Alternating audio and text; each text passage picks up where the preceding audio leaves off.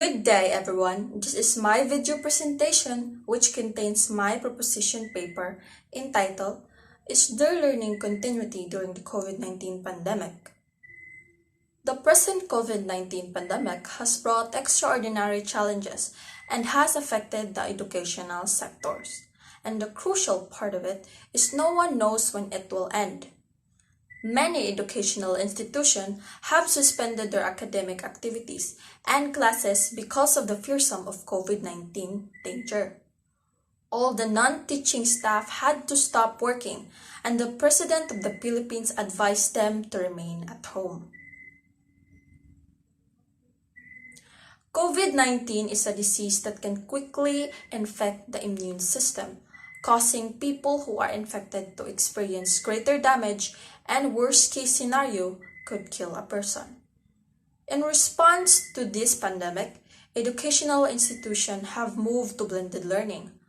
As a result, education has changed dramatically with the distinctive rise of new normal learning, whereby teaching is undertaken on modular and on digital virtual platforms. Simultaneously, after the new normal policy was put into motion, a wide gap is seen between government policy and the actual situation. There is also a huge gap between developing countries and underdeveloping countries in terms of accessing educational technology.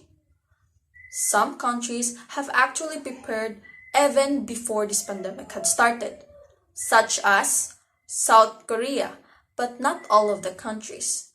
The transitioning from face-to-face class to e-learning process is a bit too hard and a bit too fast for others. The student, parents, and educators around the globe have felt the unexpected ripple effect of COVID-19 pandemic. For me, there is no learning continuity during this pandemic. One of its reasons is the unpreparedness of the government institutions for this type of e-learning process. Unfortunately, some students have no means to buy technological device that will be used in online classes, which leads to fact that they have no other option but to stop studying. Here in the Philippines, enrollment in kindergarten up to senior high school for the school year 2020 to 2021 dropped more than 25% from a year ago, according to figures from the Department of Education. Another reason is the slow internet connectivity that most students in rural areas or province have experienced.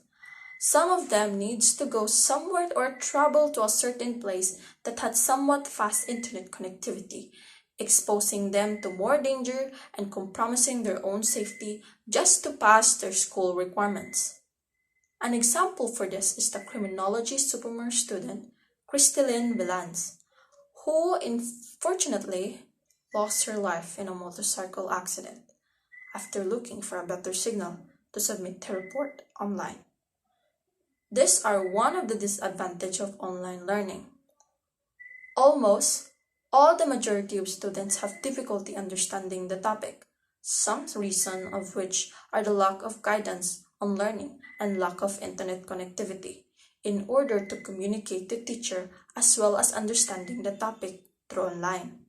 It is in fact a big disadvantage for them, especially amidst of this current pandemic.